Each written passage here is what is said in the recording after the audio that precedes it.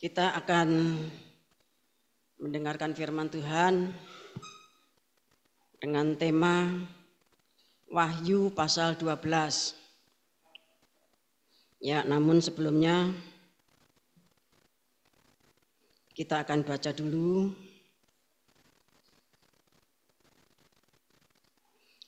Dua Petrus pasal 3 ayat 14 dan seterusnya sampai ayat 16.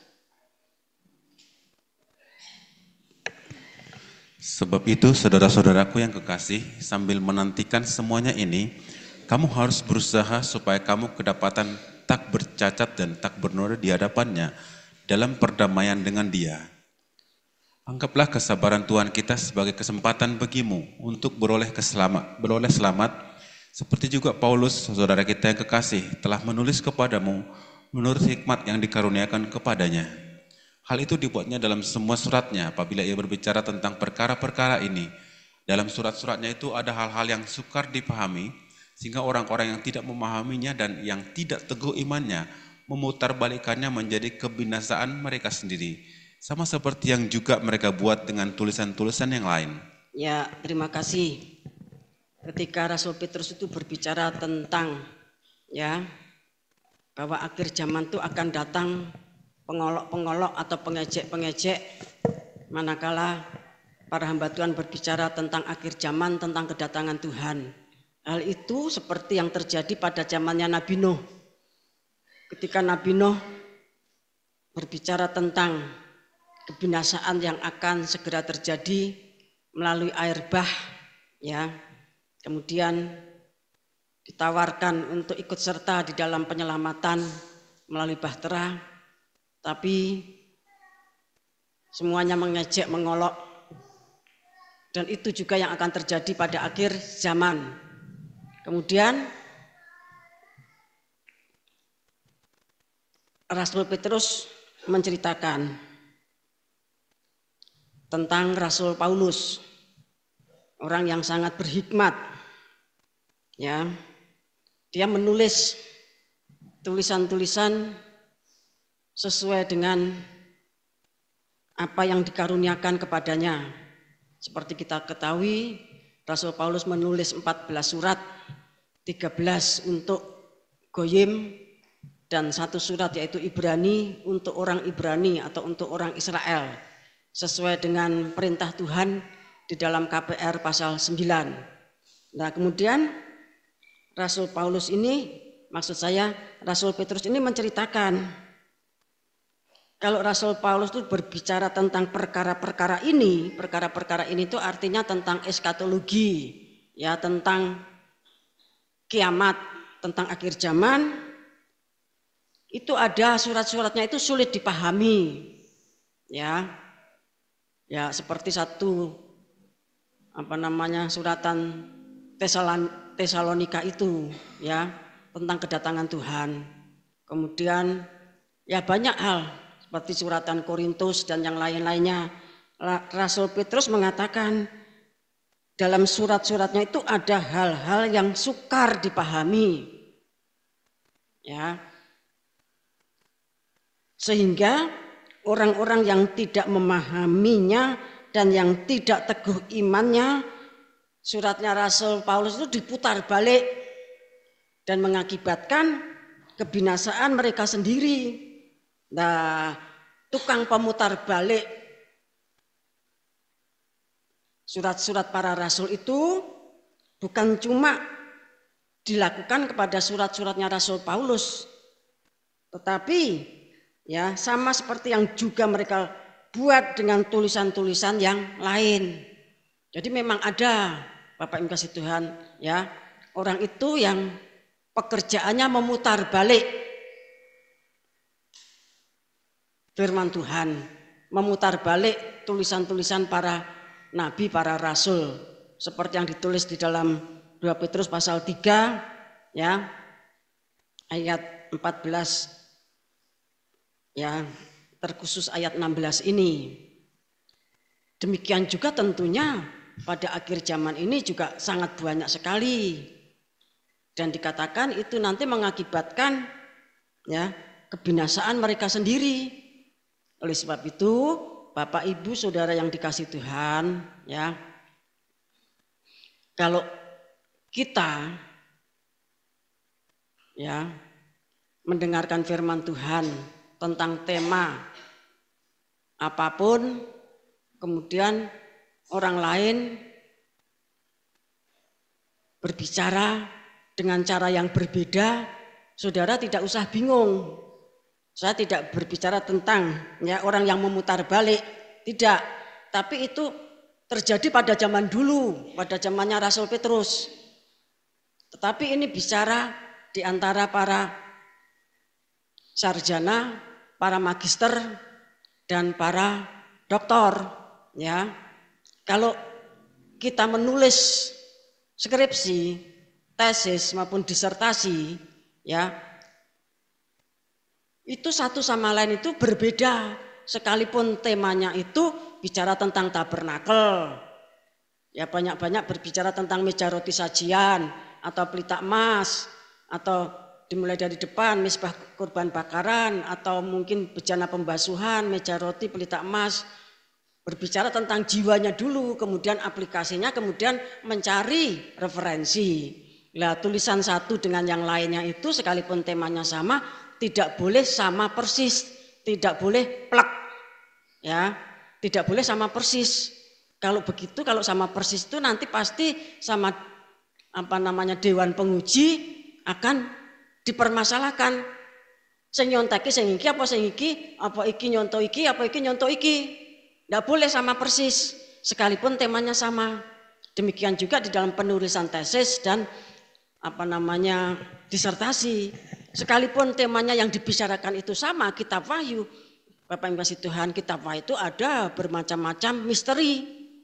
Sehingga kemarin kita membaca di dalam suratan Efesus ya kepada bangsa-bangsa non-Yahudi itu, Tuhan mempercayakan melalui Rasul Paulus ya fellowship of the mystery. Misteri yang sangat banyak sekali itu dipercayakan kepada goyim.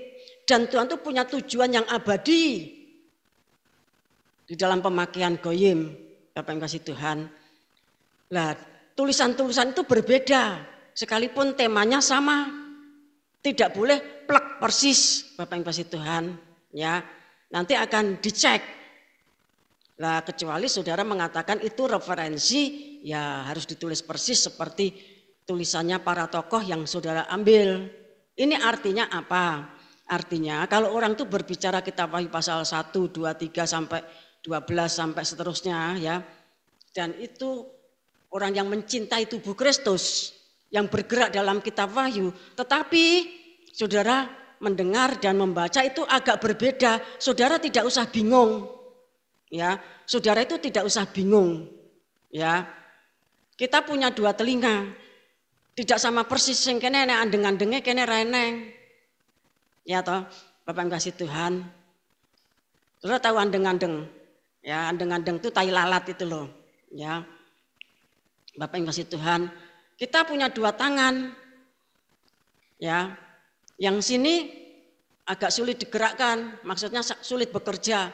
Yang sini lancar, tapi ada yang dua tangan, kalau tangan sini itu cekat-cekat.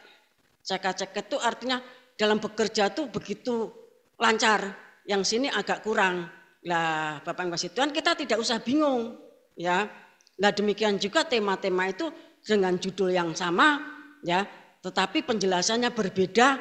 Saudara tidak usah bingung dan tidak usah menghakimi para sarjana, para magister dan doktor itu ngerti. Ada banyak perbedaan, ya. Apalagi dalam pembangunan tubuh Kristus. Ada berjuta-juta, bermiliat-miliat perbedaan, namun semuanya disatukan, dirukunkan oleh darah Kristus. Injil Yohanes pasal 11 ayat 49 sampai 52. Ya. Semua orang itu dirukunkan, disatukan yang mau oleh darah Kristus. Oleh sebab itu imam besar pada waktu itu bernubuat bahwa lebih baik ya seorang itu mati untuk bangsa ini dan untuk semua orang. Bapak yang kasih Tuhan, ketika dia bernubuat itu dorongan Roh Kudus, ya. Jadi kerukunan, kesatuan itu dibayar oleh pengorbanannya Tuhan. kalau kita tidak mau rukun, kalau kita tidak mau bersatu, selalu menghakimi satu sama lain, Bapak Ibu yang dikasih Tuhan, kita itu bukan tubuh Kristus tetapi hakim. Ya. Dan itu merebut kewenangan, merebut haknya Tuhan. Karena penghakiman itu hakku kata Tuhan. Ya, penghakiman itu haknya Tuhan. Di antara sesama ini kalau terjadi perbedaan-perbedaan, saudara harus berkata seperti tim dari timur, ya, timnya the man from the east itu. Yesaya 41, apapun alat, apapun yang dikerjakan, katakan itu baik, itu baik, itu baik, itu baik. Perlu diteguhkan, perlu mengalami pembenahan, ya kita banyak berdoa, memohon pengurapan Roh Kudus, sehingga semuanya dari iman berpindah dari kasih. Ya dari kasih masuk, maksudnya dari iman kepada harap, harap kepada kasih dari pintu gerbang, di halaman, kemudian di ruang suci, kemudian di ruang, ada peningkatan. Dan kita tidak boleh menuntut ya kepada orang halaman untuk mudeng ruang maha suci. Kalau dia telunyuan ya untuk maju-maju ke ruang maha suci, inguk-inguk buka tabir atau tirai, mati Bapak Ibu kasih Tuhan. Tetapi orang yang memang sudah menyerahkan nyawanya, ya seperti Matius 27 atau 26 kemarin 50 dan 51, kalau orang itu sudah menyerahkan nyawanya ya tabir itu robek, dia masuk ruang maha suci. Sebab itu kita harus ngomong sekarang ini, suka-sukamu Tuhan, apapun yang Tuhan mau. Kalau kita mencintai Tuhan, semuanya apa? Kuserahkan. Ya. Ayo kumpul di ngentak, fellowship. Ya, kemudian ayo kita berangkat ke barat. Karena saudara sudah tahu ya, di sana nanti mau dinuklir. Aku ramelok aku, ya. Aku ramelok. Saudara tidak dinuklir di sana. Kalau dinuklir di sana kan masuk apa? Masuk bahtera, dipulung sama para malaikat dari 4 penjuru bumi. Lah yang ketinggalan itu, Alkitab kan menentukan. Yang ketinggalan itu apa? Dimakan antikris. Ya. Diatet-atet. Diatet-atet itu seperti daging itu dipotong-potong, dicacah-cacah. Karena apa? Tidak mau menerima tanda 666. Bapak yang kasih Tuhan. Pasti dibunuh. Ya, pasti dibunuh. Kalau tidak mau dibunuh dan menerima tanda 66, pasti dia akan masuk neraka. Hidup bisa berjual beli, tetapi masuk neraka. Ya, sebab itu kita semakin meningkatkan kecintaan kita kepada Tuhan. Apapun yang Tuhan mau perbuat untuk kita, semua apa aku serahkan. Sudah pilih mana? Ya, masuk kapal atau disembelih antikris. Ya, kalau orang dipanggil Tuhan tuh nyawone didudut itu ora kroso. Kalau orang itu orang pilihan, seperti yang terjadi atas Stefanus ketika dia dilempari batu, yang dilihat dia apa? Tuhan Yesus yang berdiri, ya tersenyum dan siap menyambut kedatangannya Stefanus masuk di dalam jajaran di kerajaan surga. Ya, orang-orang pilihan itu kematiannya menyenangkan. Nah, kalau kita nanti kita itu tidak melihat nuklirnya, tidak melihat apa-apanya, tapi melihat malaikat yang menjemput kita. Saudara tidak usah takut. Ya toh saudara kan bingung takut iki piye iki? Apa metuwe kok kita wahyu ya? Ya, wis rasa melu pelusipan, ya toh. Tidak usah ke Jogja lagi. Ya, selamat tinggal. Tompean 1. Ya, sudah tidak tahu tompean 1 ya wis orang. Tuhan tuh pernah bicara gini, kamu nanti akan pergi ke Washington. Di sana pusatnya orang Israel. Sekarang kamu masih tinggal di Washington.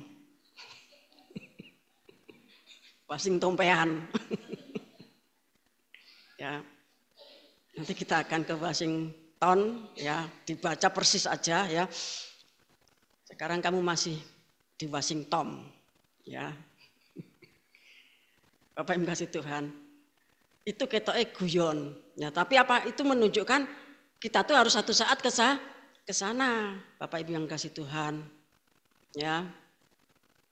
Kalau ke gerakan kuda hitam kemana? Zakaria pasal 6 ayat 6 itu. Kuda hitam kemana? Diapal ke Pak Dito. Kemana Zakaria 6 ayat 6? Kuda hitam itu kemana?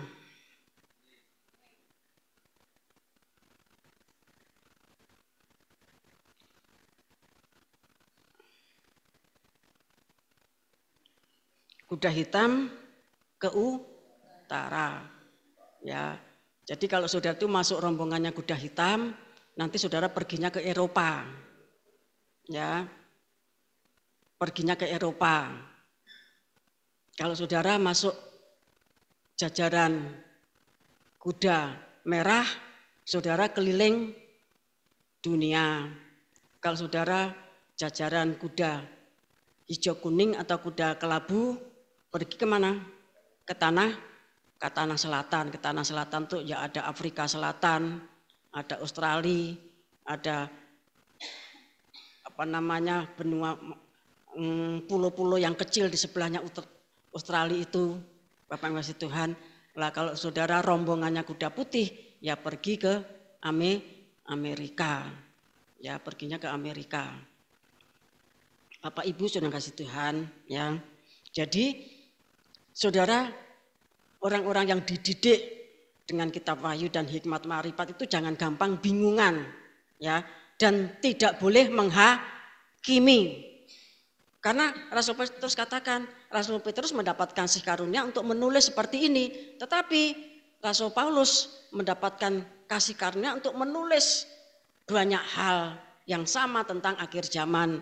Tetapi tulisannya itu karena dia itu ya termasuk jajaran rabi, ya, atau sekolahnya itu di Gamaliel, teologi Gamaliel, teologinya orang Parisi itu, dia akan menjadi utusannya, dutanya orang Parisi untuk membunuh orang Kristen, menganiaya, menyiksa. Ketika dia mau pergi ke Damsyik kan ditangkap sama Tuhan, ya. Lah sehingga bahasanya tuh ya bahasa-bahasa para sarjana. Kalau bahasanya Rasul Petrus bahasanya apa? Penjala ikan yang dipenuhkan Roh Kudus. Tuhan itu memakai itu rata. Sekalipun ya penjala ikan ketika dipenuhkan Roh Kudus dia berkhotbah dengan berbagai-bagai bahasa para murid itu, ya. KPR 2 itu. Sampai akhirnya sekali khotbah dimenangkan 3.000 orang. Disertai kuasa, dia berjalan, bayang-bayangnya apa? Menyembuhkan orang di pinggir jalan. Besok itu akan terjadi, Bapak Ibu yang kasih Tuhan. Saudara jalan-jalan di Washington, ya. Saudara mungkin lagi nge-mall atau apa, kan biasa kalau artis-artis itu pergi ke luar negeri kan terus pada nge-mall, terus pada mejeng, ya toh. Ya. Nanti bayanganmu itu menyembuhkan orang, Bapak Ibu kasih Tuhan. Sekalipun di luar negeri kan juga banyak kere. Ada enggak? Banyak banget, tapi kiranya di luar negeri ki mbangir kabeh. Ya toh. Kere di luar negeri itu putih-putih, irungnya mbangir itu mancung dan ganteng. Kalau perempuan ya cantik. Ya toh. Nah, jangan sampai saudara nanti pergi ke luar negeri bingung. Wah ini kayaknya wong ganteng ayu. Ternyata kere luar negeri. Bapak ngasih Tuhan, jangan keliru, ya. Jangan keliru saudara ngasih Tuhan. Ya. Masing-masing tuh yang di sini belum dapat jodoh di kapal itu semuanya sudah disiapkan. Ya, diatur sama Tuhan. Bapak ngasih Tuhan. Jadi saudara kita ini harus berhenti dari apa? Menghakimi. Ya, tidak boleh mengatakan, oh kamu tuh jelek, kamu tuh begini, kamu tuh sesat, kamu tuh takhayul, kamu tuh nenek-nenek tua. Ya toh, Bapak yang kasih Tuhan, beritamu tuh enggak bener, ya. Apa namanya dan lain sebagainya. Enggak boleh, ya, enggak boleh. Aiki senengannya ngomong banyu terus. Orang yang Yogyakarta, orang yang Surabaya, orang yang Mojokerto ngomong banyu terus pancene panitia banyu. Ya. Ada air kehidupan, itu Roh Kudus. Di dalam Wahyu pasal 21, 22 itu juga ada. Ada firman, ada Roh Kudus, ya. Bapak yang kasih Tuhan, iki ngomongnya roti terus, makanya lemu. Nah, memang dia bagian meja roti sajian, ya. Wong kok senengannya cetal-cetil, ya. Nek ngomong ki selalu menyakiti orang. Nah, itu mungkin pelita emas yang belum terbentuk, ya. Pelita emas yang belum terbentuk, ya toh, nempal terus. Ya, kita masing-masing harus juga ditempa, Bapak yang kasih Tuhan. Nah, iki nek sembahyang kok turu. Asapa ngerti lagi nekros. Nggak usah dihakimi. Satu pernah mendapatkan cerita dari istrinya guru Eropa. Ya, istrinya guru Eropa itu berkata, katanya suaminya tuh kalau sembahyang tuh tidur terus. Nah, setelah saya tanyakan kepada hambanya, iya po, iya, ada lagi KKR yang Afrika, ya toh. Jadi sekarang itu kalau ada orang tidur, saudara ndak usah menghakimi. Oh, mungkin lagi KKR yang Jombor, lagi KKR yang Jombor ya toh. Ndak usah menghakimi. Siapa tahu dia memang capek betul, ya toh. Kalau sekarang kita ini kan ya sesama hamba, sesama hierarki. Kalau saudara masuk sekolah Alkitab, naik ngantuk, dia apa? Dikasih spidol, bukan spidol kecil, spidol yang besar itu. Nanti dia bangun tidur sembahyang itu guyu pelengah-pelengah, koncone guyu kabeh, ya toh. Kalau enggak dipoto, dan fotonya sampai sekarang masih ada. Itu kan dalam masa-masa pendidikan. Tapi ini bukan masa pendidikan, kita tidak boleh gojlok sesama. Ya tahu, kita tidak boleh gojlok sesama. Sudah diimani wae, ya tahu. Mungkin dia sedang KKR di mana, ya. Kalau KKR di Jonggol, kalau di TV itu kan ada sedang pergi ke Jonggol. Upin-ipin itu ke Jonggol itu enggak tahu kemana ya. Apa yang kasih Tuhan. Ya, jadi orang menulis itu banyak ragamnya, orang berkhotbah itu banyak ragamnya, dan orang berbicara itu juga banyak modelnya. Seperti halnya tubuh Kristus itu banyak sekali. Bapak Ibu Saudara yang dikasih Tuhan, ya, kita harus untuk mengerti mewujudkan kerukunan itu ya dengan pemahaman-pemahaman seperti itu. Ya, menerima orang itu apa adanya. Seperti Tuhan itu menerima kita apa adanya. Ya toh. Kita diterima sama Tuhan ketika kita tuh sedang jelek, elek, ya, jatuh dalam dosa, jahat, ya. Tapi Tuhan berkorban. Tuhan berkorban. Dia mati untuk kita. Kemudian dikandani tole genduk, ya toh. Bertobat ya, seperti yang dikatakan Pak Diro kemarin itu. Itu Wahyu 2 pasal 3. Ya, bertobat. Nanti kamu diberkati Tuhan, ini itu dan sebagainya. Kalau Roma pasal 14 itu mengatakan, ya toh, ada orang tuh yang lemah. Lemah tuh cuma makan sayur saja. Itu Roma 14. Ada orang yang kuat. Orang yang kuat tuh makan segala. Ya. Daging apapun dimakan. Daging kambing, domba, lembu, sapi, ya. Kita juga harus hati-hati nanti kena kasus seperti di Solo itu. Ya. Sekarang kan tidak boleh ya makan daging anjing, ya kalau di luar negeri itu tikus, ya. Wah segala macam. Bapak yang kasih Tuhan coro, ya. Bapak yang kasih Tuhan semuanya dimakan. Tapi Tuhan katakan tidak boleh menghakimi karena Tuhan sudah menerima semuanya. Yang lemah diterima, yang kuat diterima, yang cuma makan sayur diterima, pemakan segala juga diterima. Kita tidak boleh menghakimi hambanya orang. Ya, kita tidak boleh menghakimi hambanya orang. Hambanya orang itu hambanya siapa? Hambanya Tuhan Yesus. Para nabi itu, ya, para rasul itu menerima pewahyuan itu ada yang banyak sampai 60 pasal lebih. Tapi ada juga yang cuma dapat 1 pasal, pewahyuan 1 pasal. Tuhan tuh kadang-kadang memberi pewahyuan dia cuma ditunjukkan. pohon badam. Nah, nabi lainnya ndak boleh. Kamu untuk pewahyuan kok cuma kaya ngono toh? Aku ke untuk swidak pasal luweh loh. Ndak boleh. Bapak yang kasih Tuhan. Orang penerima pewahyuan dia melihat belalang. Saudara ndak boleh menghakimi. Kuwi kayak wong Gunung Kidul kuwi. Ya. Suka makan belalang, makanya pewahyuan belalang. Ada kan di Alkitab kita? Kalau dulu waktu kita masih pergumulan tuh belalangnya tuh gede-gede, ya toh, besar-besar lemu-lemu. Tapi kemarin itu ya setelah Natalan atau setelah tutup tahun itu kita ke Gunung Kidul, ke Mbaron, terus kemudian ke pantai apa itu Sadranan apa itu saya lupa ya. Nah lewat jalur ya bukan jalan yang Gunung Kidul tapi jalur yang lurus, saya namanya lupa ya. Nah di situ tuh banyak orang jual belalang. Sekarang tuh belalangnya yang jual tuh cilik-cilik ya. Yang jual banyak sekali, mungkin ada distributornya, kemudian banyak yang jual itu bungkusnya itu sama ya. Belalangnya tuh kecil-kecil, 1/10 pada zaman kita pergumulan. Ya saudara enggak boleh terus menghakimi. Wah untuk pewahyuan melihat belalang, ada pelalang, pengerip, peloncat dan sebagainya. Kayak mesti wong Gunung Kidul kayak. Nah, kita tidak boleh menghakimi, Bapak Ibu Tuhan. Semuanya itu petunjuk Tuhan, karena belalang itu menunjuk kepada hama, ya, atau penyakit tumbuhan yang merupakan hukuman dari Tuhan, ya.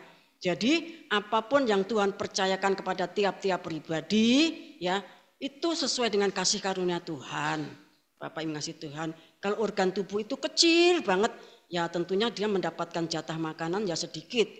Nah dikasih jatah makanan lewat pembuluh darah, lewat darah yang dikasih banyak sekali malah meledos. Tuhan ya tidak bisa menampung. Ya, jadi dan itu semuanya ada dalam tubuh kita. Kita tuh mengenal tubuh kita tuh kan paling kan kepala, pundak, lutut, kaki, ya toh. Yang di dalam-dalam itu enggak lihat. Ya kita bisa lihat kalau lewat manekin kedokteran itu, ya. Tapi persisnya kan tidak seperti itu. Nah karena kita tuh banyak tidak tahu, lebih baik banyak diam seperti Yakub, ya, atau Israel dan seperti Ibu Maria. Kalau belum paham itu lebih baik diam. Karena nanti satu saat dia akan sampai kepada pelajarannya, Roh Kudus menuntun, mengerti perkara itu. Ya, untuk mewujudkan kerukunan, ya. Ini intro Wahyu pasal 12, ya. Bapak Ibu yang dikasih Tuhan, kitab Wahyu dengan 22 pasal itu tujuan utamanya tuh untuk Israel. Ya, karena kitab Wahyu yang 22 pasal itu merupakan kegenapan Sabat yang ke-70. Ya, 70 Sabat itu jawaban Tuhan atas doanya Daniel. Bapak yang kasih Tuhan, ya, atas doanya Daniel ada 7 Sabat, ada 62 Sabat. Berarti 69 lah, yang Sabat ke-70 itu melampaui 2000 tahun. Setelah 2000 tahun zaman untuk Zaitun liar, zaman untuk Goyim, maka Israel dijangkau melalui Sabat yang terakhir yaitu Sabat yang ke-70. Maka Rasul Yohanes di Pulau Patmos itu diberikan, ya, pewahyuan. Jadi kitab Wahyu itu mutlak untuk Israel. Lah kalau kita Goyim pada akhir zaman mendapatkan pewahyuan kitab Wahyu, karena Tuhan tuh mau pakai kita. Kita mau dibentuk menjadi hierarki 1, 7, 70, 490 dan hierarki yang kedua. Lah hierarki kedua itu dimaksudkan supaya menjadi budak rodi yang sakti mondroguno, tokoh anti fasilitas garis keras sing sugih mblegedu. Tahu sudah sugih mblegedu itu kaya raya. Dia tokoh anti fasilitas. Kan predikat ini menakutkan. Wah, jadi tokoh anti fasilitas ora dikai duit ki, mesti melarat. Bukan, tokoh anti fasilitas garis keras yang sugih mblegedu itu kaya raya. Bukan cuma kaya saja, sudah kaya, dia punya kuasa, punya kekayaan, hikmat, dia tuh sakti, kekuatan tuh sakti, ya. kehormat, kemuliaan, dan puji-pujian. Bapak Ibu kasih Tuhan, itu satu predikat, satu jabatan yang melebihi apapun ya, yang Tuhan rekrut melalui MP3 yang dilahirkan tahun 2014 31 Desember ya, karena saking abote ngelahirkan anaknya simboke mati. Itu kalau orang dunia, tidak ya. Tahun 15 hambanya harus harpazo, nekros, harus ripce. Kalau Rasul Paulus cukup 4 hari karena dia hidup abad pertama. Tapi kalau hambanya sudah 8 tahun setengah, Bapak Ibu kasih Tuhan, harpazo ya, untuk memahami semuanya, terutama melaksanakan panen raya, mengambil orang-orang, membantu Tuhan menjadi budak rodinya Tuhan. Tuhan yang melaksanakan, hambanya menjadi budak rodi, ya membantu panen raya, mengambil orang-orang di neraka. Kalau saudara nanti tanya, ya siapapun raja apa atau siapa begitu, apa itu sudah dipanen. Nanti kalau saya sudah tahu saya jawab, kalau saya belum tahu saya tanyakan. Banyak raja-raja, banyak presiden itu sudah dipanen. Dan mereka sekarang ada di sana. Bapak Ibu yang kasih Tuhan. Banyak tokoh-tokoh agama ya yang sudah dipanen. Dan mereka sekarang ada di sana. Banyak nenek moyang kita yang sudah dipanen dan mereka sekarang ada di sana. Bapak Ibu saudara yang dikasih Tuhan ya. Jadi perbedaan itu bukan untuk bercerai-berai. Justru perbedaan itu untuk ya bersatu mewujudkan tubuh Kristus. Kita bangsa Indonesia itu sudah dididik sejak SD ya, Bhinneka Tunggal Ika ya, berbeda-beda tetapi tetap satu. Itu semuanya seizin Tuhan. Ya, ketika negara kita merdeka punya semboyan-semboyan, punya slogan-slogan yang Tuhan beritahukan kepada para pendiri negara ini. Ya, NKRI dan lain-lainnya. Itu mendidik kita untuk kita tuh memahami ya bahwa Indonesia negeri burung Garuda itu punya slogan, punya semboyan, ya punya cita-cita Bhinneka Tunggal Ika, berbeda-beda tetapi tetap bersatu. Bapak Ibu saudara yang kasih Tuhan. Lah demikian juga tim dari timur, timnya burung Garuda, tim dari negeri Garuda yang dikasih Tuhan. Kita juga harus mengerti bahwa Bhinneka Tunggal Ika itu ada di dalam pembangunan tubuh Kristus. Ya, kalau kita menghakimi satu sama lain, kita itu sama dengan menghakimi tubuh kita sendiri. Ya, sama dengan menghakimi tubuh kita sendiri. Ya, jadi Bapak Ibu saudara ngasih Tuhan, ya 7 tahun kita wahyu itu adalah saatnya Israel dijangkau. Yang dipakai siapa? Tim dari timur. Kemudian Wahyu pasal 12 itu merupakan kegenapan dari Daniel pasal 7. Ya, itu merupakan kegenapan dari Daniel pasal 7. Ya, ayat 1 sampai ayat terakhir kalau kita baca semuanya. Ya, tapi kita akan baca beberapa.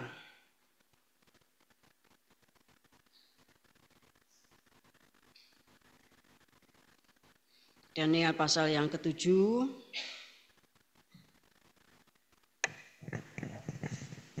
Ya, karena ini merupakan firman nubuatan yang nanti kegenapannya adalah kitab Wahyu pasal 12, maka dibaca mulai ayat 1 agak cepat saja. Keempat binatang dan anak manusia. Pada tahun pertama pemerintahan Belshazzar, Raja Babel, bermimpilah Daniel dan mendapat penglihatan-penglihatan di tempat tidurnya. Lalu dituliskannya mimpi itu dan inilah garis besarnya.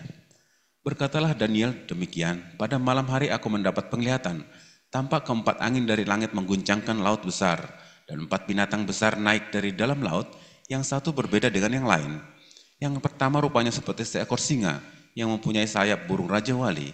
Aku terus melihatnya sampai sayapnya tercabut, dan ia terangkat dari tanah, dan ditegakkan pada 2 kaki seperti manusia, dan kepadanya diberikan hati manusia.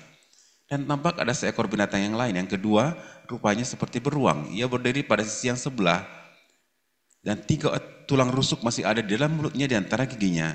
Dan demikianlah dikatakan kepadanya, ayo makanlah daging banyak-banyak. Kemudian aku melihat tampak seekor binatang yang lain, rupanya seperti macan tutul. Ada 4 sayap burung pada punggungnya, lagi pula binatang itu berkepala 4, dan kepadanya diberikan kekuasaan. Kemudian aku melihat dalam penglihatan malam itu tampak seekor binatang yang keempat, yang menakutkan dan mendahsyatkan, dan ia sangat kuat. Ia bergigi besar dari besi, ia melahap dan meremukkan, dan sisanya diinjak-injaknya dengan kakinya. Ia berbeda dengan segala binatang yang terdahulu, lagi pula ia bertanduk 10. Sementara aku memperhatikan tanduk-tanduk itu, tampak satu tumbuh di antaranya suatu tanduk lain yang kecil, sehingga 3 dari tanduk-tanduk yang dahulu itu tercabut, dan pada tanduk itu tampak ada mata seperti mata manusia, dan mulut yang menyombong. Sementara aku terus melihat tahta diletakkan, lalu duduklah yang lanjut usianya. Pakaiannya putih seperti salju dan rambutnya bersih seperti bulu domba. Ya, terima kasih. Ya, sampai di situ dulu, nanti kita lanjutkan. Ya, jadi Daniel itu pada zamannya pemerintahan Raja Belshazzar, ya. Raja Belshazzar itu, ya itu Raja Babel. Itu yang mengadakan perjamuan, ya, mengadakan pesta, mengadakan ritual penyembahan berhala. Kemudian bejana-bejana bait Allah itu dikeluarkan, dipakai, ya, dipakai untuk berpesta, melakukan ritual pagan. Ya, kemudian ada tulisan yang menai tekail Uparsin itu. Nah, kemudian Raja Belshazzar itu ya bingung, ketakutan, gemetar, pucat pasi, ya nyaris pingsan. Kemudian diberitahu, dulu bapakmu Nebukadnezar itu kalau ada masalah memanggil Daniel, tetapi kamu ini ya sebagai keturunannya tidak mengerti perkara itu. Ya, kemudian Daniel dipanggil, ya, kemudian dijelaskan, kemudian Daniel mendapatkan berkat, ya, dipermuliakan. Sebentar kemudian Belshazzar ini dibunuh. Yang membunuh itu siapa? Yang membunuh itu Kores, ya, Raja Kores, yang kemudian menggantikan Babel runtuh, digantikan Raja Kores. Raja Kores itu yang membunuh Belshazzar, ya. Raja Kores itu diberkati Tuhan, dia melalang jagat, melakukan ekspansi. Bapak yang kasih Tuhan, negara-negara besar, kerajaan-kerajaan besar saat itu ditaklukkan, karena Tuhan memang membuka pintu, mengaruniakan berkat-berkat yang sangat banyak. Sudah bisa baca Yesaya 44, 45, ya. Kores itu diberkati, ya, dia menaklukkan kerajaan Pergamus, ya, di Turki itu, dia menaklukkan daerah-daerah yang lainnya banyak sekali. Kemudian terakhir dia tuh masuk kerajaan Babel, ya, mengganti Babel dengan kerajaan Medi Parsi. Babel itu binatang pertama, kemudian Medi Parsi, setelah Medi Parsi kemudian Yunani, setelah Yunani kemudian Roma pagan. Itu binatang-binatang yang dilihat oleh Daniel, itu sama dengan yang ada dalam mimpinya Nebukadnezar tentang patung itu yang dari emas, kemudian ke bawah lagi, ke bawah lagi, ke bawah lagi. Itu menunjuk kerajaan-kerajaan besar, dimulai dari Babel, Medi Parsi, kemudian Yunani, kemudian Roma pagan kemudian digantikan Roma papal, ya, Roma papal, dan sampai sekarang ini. Bapak Ibu Saudara yang dikasih Tuhan, ya, pada saat kerajaan-kerajaan besar tadi, ya, maka ada satu penglihatan. Mari Pak Rosman dibacakan ayat 9. Sementara aku terus melihat tahta-tahta diletakkan, dan lalu duduklah yang lanjut usianya. Pakaiannya putih seperti salju dan rambutnya bersih seperti bulu domba. Kursinya dari nyala api dengan roda-rodanya dari api yang berkobar-kobar. Terus. Suatu sungai api timbul dan mengalir dari hadapannya. 1000 kali beribu-ribu melayani dia, dan selaksa kali berlaksa-laksa berdiri di hadapannya. Lalu duduklah majelis pengadilan dan dibukalah kitab-kitab. Ya, ini kerajaan surga, ya. Kalau di dalam kitab Wahyu, sungai air kehidupan. Kalau di sini dikatakan sungainya itu dari api, ya.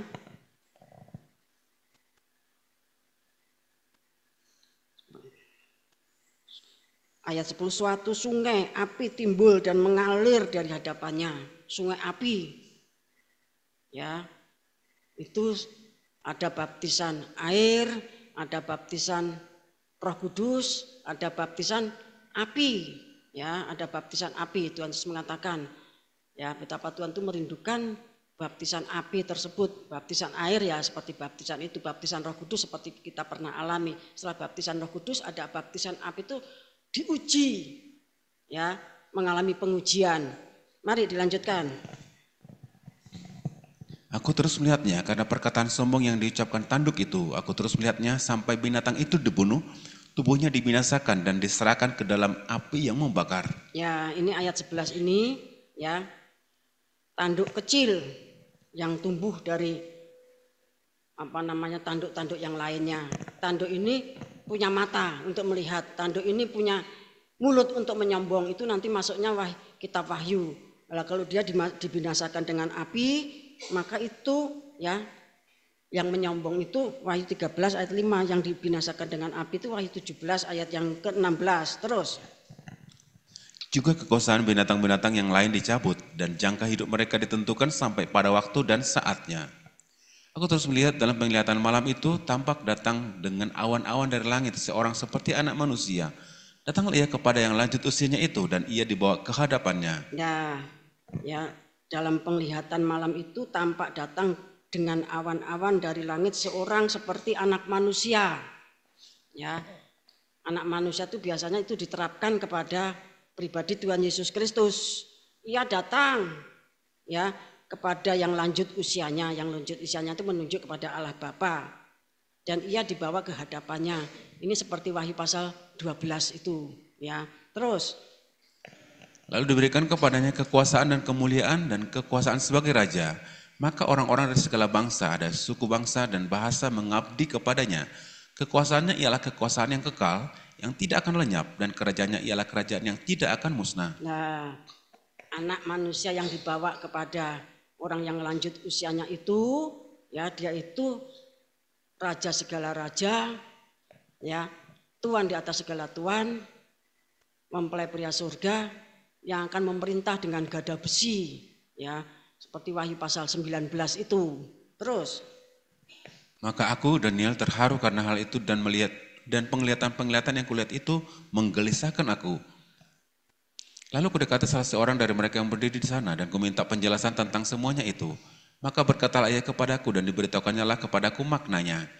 Binatang-binatang besar yang 4 ekor itu ialah 4 raja yang akan muncul dari dalam bumi. Ya, binatang-binatang besar yang 4 ekor itu ialah 4 raja yang akan muncul dari dalam bumi. Kerajaan Babel, Medi Parsi, Yunani, dan Romawi. Terus. Sesudah itu orang-orang kudus milik yang maha tinggi akan menerima pemerintahan. Dan mereka akan memegang pemerintahan itu sampai selama-lamanya, bahkan kekal selama-lamanya. Lalu aku ingin mendapat penjelasan tentang binatang yang keempat itu, yang berbeda dengan segala binatang yang lain, yang sangat menakutkan dengan gigi besinya dan kuku tembaganya, yang melahap dan meremukkan dan menginjak-injak sisanya dengan kakinya. Nah, binatang yang keempat itu Roma, kekaisaran Roma Vagan, ya, yang begitu mengerikan. Terus.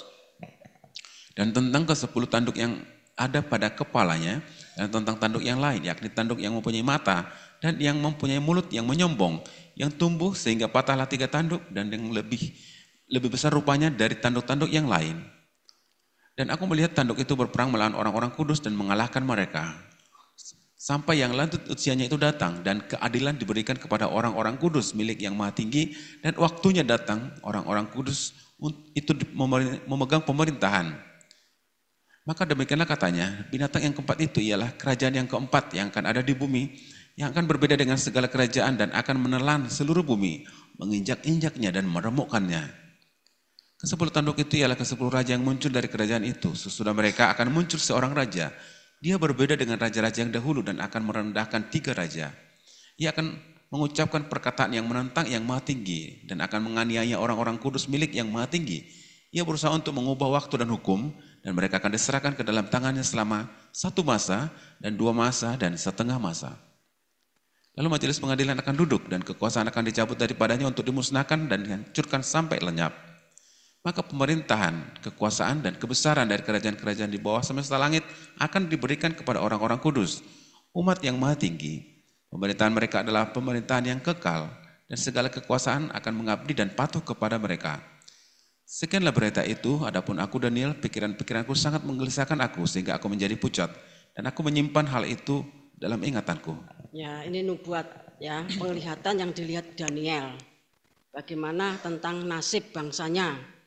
Bapak yang kasih Tuhan, ya ditunjukkan karena memang bangsa Israel itu kan ditawan 70 tahun di Babel, ya. Kemudian Medi Parsi, ya, itu masih ikut zamannya Yunani, ya, bahkan Tuhan Yesus pun berkhotbah 4 Injil itu berbicara dalam bahasa Yunani. Kemudian Bapak Ibu kasih Tuhan, binatang yang keempat itu Romawi, kekaisaran Romawi. Israel atau Yehuda itu sepenuhnya di bawah seperti negara kecil, negara jajahan dari Romawi, istilahnya seperti itu. Tetapi kalau zaman dulu kan istilahnya berbeda, ya. Mulai dari Herodes, ya, itu sekalipun dia itu raja di Yehuda, ya, tetapi dia itu dikendalikan oleh Romawi. Pontius Pilatus itu bupati, kalau terjemahan lama, ya, bupati Pontius Pilatus itu orang dari Romawi yang ditaruh di Yehuda, Bapak Ibu yang dikasih Tuhan, ya. Jadi Romawi atau binatang yang keempat tadi itu sangat jahat, ya, karena kaisar-kaisar Romawi itu menghendaki kaisar itu disembah, menghendaki dirinya disembah. Oleh sebab itu pada zaman kekaisaran Romawi itu terjadi banyak, ya, orang-orang yang tidak taat, yang tidak menyembah kaisar itu dibunuh. Terutama itu orang-orang Yahudi, orang-orang Yudea, ya, yang tidak mau menyembah kaisar, yang tetap menyembah Yahweh, ya, Bapak yang kasih Tuhan. Lah pada saat kekaisaran Romawi inilah Tuhan Yesus itu lahir, ya. Pada saat kekaisaran Romawi inilah Tuhan Yesus itu lahir, Bapak Ibu yang dikasih Tuhan, ya. Mari kita baca Wahyu pasal 12. Kita baca ayat 1 dan 2. Perempuan dan naga, maka tampaklah suatu tanda besar di langit. Seorang perempuan berselubungkan matahari dengan bulan di bawah kakinya dan sebuah mahkota dari 12 bintang di atas kepalanya. Ia sedang mengandung dan dalam keluhan dan penderitaan yang hendak melahirkan, ia berteriak kesakitan. Ya, ayat 1 sampai 2 dulu, ya. Itu berbicara tentang perempuan yang disalut matahari, bulan dan 12 bintang. Itu seorang perempuan yang mengandung, ya, dan sedang sakit untuk melahirkan. Ini menunjuk kepada Ibu Maria, ya, yang dia itu mengandung dari Roh Kudus, ya, mengandung dari Roh Kudus. Bapak Ibu sudah ngasih Tuhan. Itu kita bisa baca Matius pasal 1 ayat 18 sampai 23. Mari.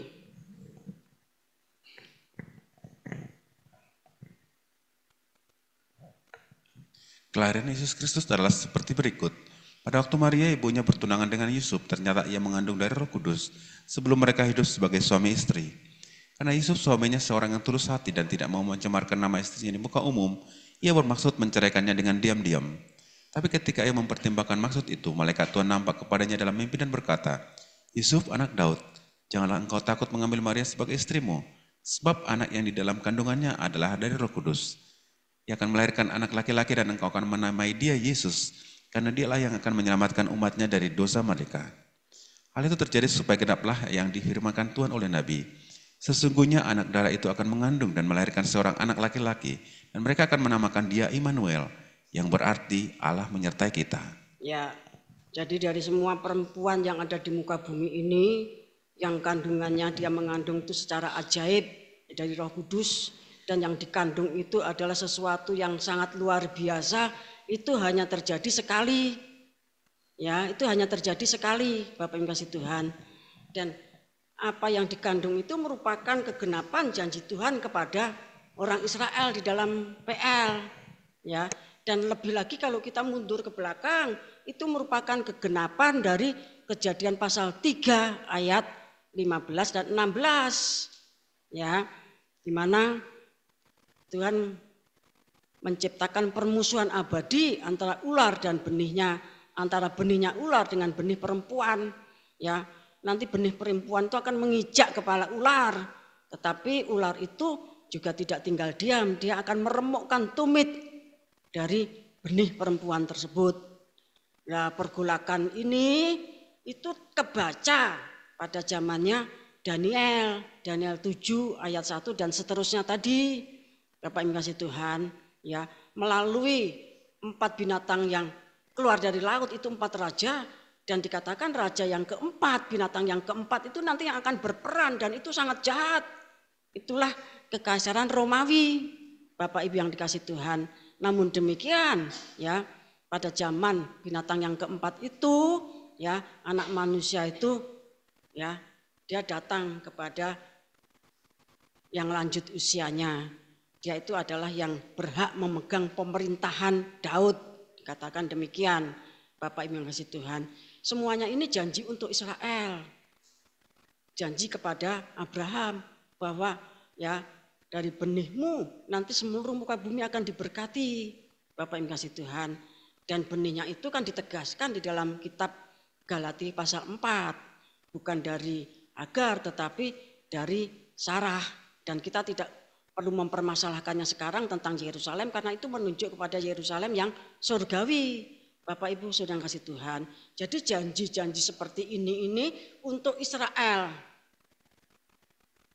Itulah sebabnya Efesus pasal 2 ayat 11 mulai, kita dahulu, ya, sebagai orang yang tidak bersunat, kita tuh tidak punya Allah di muka bumi karena yang disembah itu adalah ilah-ilah. Dan kita tidak punya janji, ya, tidak ikut di dalam perjanjian dengan Israel. Kita tidak punya apa-apa, tidak punya Allah, tidak punya janji keselamatan. Efesus pasal 2 ayat 11 dan seterusnya. Namun kemudian yang jauh ini didekatkan, yang jauh itu goyim didekatkan dengan Israel, ya, disatukan dengan menghancurkan perseteruan di dalam, dihancurkan oleh salib. Kemudian keduanya itu dibangun menjadi tubuh Kristus, satu keluarga, dibangun atas dasar para nabi dan para rasul. Jadi semua janji itu adalah untuk Israel. Karena ilah itu adalah patung. Ilah itu adalah dibuat dari batu, kayu atau emas atau perak. Dia tidak bisa ngomong apa-apa, tidak bisa janji apa-apa. Seperti yang diecekan. Ya, seperti yang diecekan Elia kepada nabi-nabi Baal itu, ya, teriaknya kurang keras, terus mereka tuh menoreh-noreh badannya sampai berdarah-darah, teriak-teriak seperti orang melakukan ritual penyembahan setan, penyembahan berhala itu. Keras lagi, mungkin berhalamu sedang tidur atau mungkin sedang bepergian, ya, keras lagi sampai waktunya habis, sudah selesai.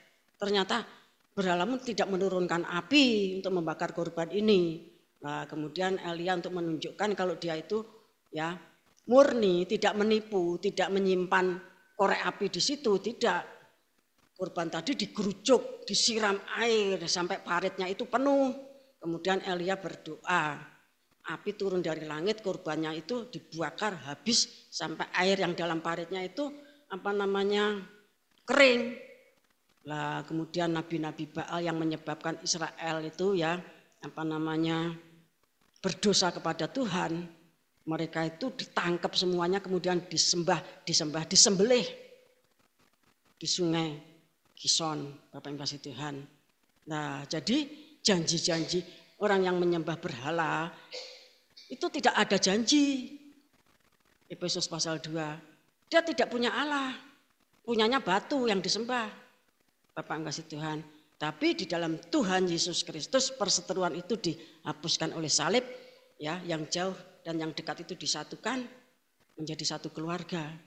Itu wahyu yang diterima Rasul Paulus, tapi sekarang belum terbentuk, ya, belum terwujud sempurna. Tubuh Kristus yang terdiri dari Israel dan kafir itu belum terwujud, tapi itu pewahyuan kita harus sampai ke sana. Jadi Bapak Ibu yang kasih Tuhan, semua janji-janji yang besar-besar itu bukan untuk kita, itu untuk Israel. Karena itu Wahyu pasal 12 itu masuk hitungan sahabat yang ke-70. Ya, sahabat yang ke-70, Bapak Ibu yang dikasih Tuhan. Ya, itu masuk hitungan sahabat yang ke-70. Jadi Wahyu pasal 12 itu merupakan kegenapan ya penglihatan yang dilihat oleh Daniel dalam Daniel pasal 7 tadi. Nah, secara khusus disebutkan binatang yang keempat. Binatang yang keempat itu Romawi yang gerakannya itu lebih ya gesit, lebih jahat, bahkan juga sombong ya. Dan nanti pada puncaknya itu akan membunuh orang-orang kudus. Dikatakan demikian ya. Kita kembali ke Daniel dulu.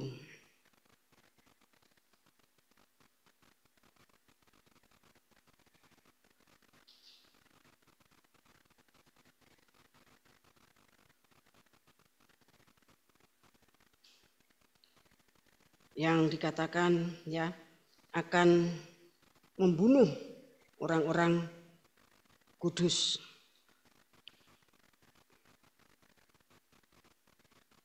Ya, ayat 21.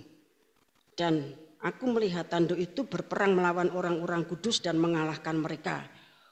Ya, itu merujuk kepada zaman inkuisisi 1260 tahun, di mana Romawi Papal itu membunuh orang-orang kudus karena orang kudus itu pengen ngerti kebenaran. Orang punya Alkitab ya dibunuh. Orang menyembah Tuhan dibunuh. Puluhan juta pada zaman inkuisisi. Dan itu nanti akan terus pada 3,5 tahun betulan.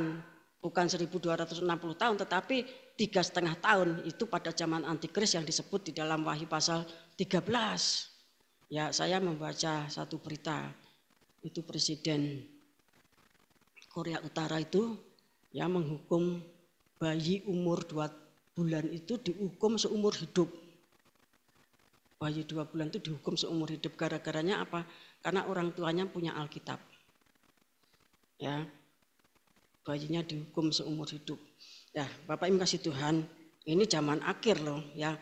Tentunya di sana tuh banyak sekali penyembelihan, pembunuhan, saksi-saksi Kristus. Demikian juga di negara-negara komunis itu seperti itu. Ya, yang lain-lainnya. Tapi hal seperti itu kan tidak masuk ke permukaan, tidak diberitakan dan itu sangat dilarang oleh pemerintahan mereka. Ya. Orang punya, oleh sebab itu guru dari Sinim itu, ya saya pernah cerita juga, guru dari Sinim itu prosesnya paling berat. Ya, proses itu paling berat. Pernah satu saat itu gerejanya tuh dinuklir, dibom. Ya, banyak jemaatnya yang mati. Ada seorang anak kecil yang datang ke pastori, dia cerita, ya. Tapi lah pendetamu dia diselamatin sama Tuhan. Jadi prosesnya itu berat. Guru Sinim itu untuk bisa beribadah itu dia tuh harus memutar otak, minta petunjuk Roh Kudus secara sembunyi-sembunyi. Bapak yang kasih Tuhan, naik konangan ya langsung berperang. Ya, kita ini di Indonesia ini, negeri burung Garuda ini sangat diberkati Tuhan. Ya, suatu saat Bu Lydia itu datang. Ya, saudara yang tidak tahu Bu Lydia ya sudah rungokne wae. Ya, nanti kalau jagat ini semakin geger, tidak karu-karuan. Di luar negeri itu sekarang sudah geger. Nanti Wahyu pasal 10 digenapi. Tapi Indonesia itu tetap dilindungi Tuhan. Sehingga kita ini karena dilindungi Tuhan, kita tidak ngerti apa-apa, tidak ngerti tanda zaman. Ya, karena dilindungi Tuhan kita tidak ngerti tanda zaman. Ya, tapi kalau yang di luar itu sudah, apalagi yang di Afrika, ya, yang di lain-lain tempat itu, mereka tuh mengalami kesengsaraan yang tidak karu-karuan. Bapak masih Tuhan, itu sebagai pertanda, ya Wahyu pasal 10 akan secepatnya digenapi, begitu kata Bu Lydia, ya. Begitu kata Bu Lydia itu bukan Alkitab itu ya, bukan Alkitab. Nanti sudah cari Bu Lydia gitu, tidak ada suratan Lydia itu tidak ada ya. Ini kesaksian. Nah, jadi semua yang dituliskan dalam Daniel tadi, Daniel pertama menceritakan 4 binatang. Nanti dari keempatnya itu yang paling dahsyat, paling mengerikan, sombong dan berperang melawan orang kudus itu adalah binatang yang keempat. Dan itu menunjuk setelah Babel ada Medi Parsi, setelah Medi Parsi ada Yunani, setelah Yunani ada Romawi Papal. Ya, kekaisaran Romawi yang dimulai pemerintahnya sejak zaman Kaisar Agustus yang ditulis di dalam Injil Lukas kalau tidak keliru, Bapak Ibu kasih Tuhan, itu permulaan dari kekaisaran Romawi. Dan kekaisaran Romawi itu muncul kalau di dalam kitab Wahyu itu dari Wahyu pasal 13. Kekaisaran itu munculnya dari Laut Mediterania. Ya, Laut Mediterania itu laut yang di bawahnya Athena, Yunani, ya. Memang Kaisar Agustus itu karena melihat begitu dahsyatnya para pelaut dari daerah-daerah Afrika, Kartago dan lain-lain, maka dia juga berusaha menguasai Laut Mediterania itu. Berarti kalau bicara laut itu di dalam Wahyu pasal 13 itu menunjuk kepada Laut Mediterania, itu menunjuk kepada kemunculan binatang yang keempat yaitu Kekaisaran Romawi. Yang nanti di bawah Kekaisaran Romawi itu akan terjadi peperangan seperti Wahyu pasal 12. Bapak Ibu kasih Tuhan, ya. Seperti Wahyu pasal 12. Nah, dikatakan tadi kita kembali kepada Wahyu pasal 12 ayat 1 dan 2, kemudian dilanjutkan ayat yang ke 3 dan 4. Maka tampaklah suatu tanda yang lain di langit, dan lihatlah seekor naga merah padam yang besar, berkepala 7 dan bertanduk 10, dan di atas kepalanya ada 7 mahkota. Dan ekornya menyeret sepertiga dari bintang-bintang di langit dan melemparkannya ke atas bumi. Ya, kemudian dibaca ayat yang ke-9.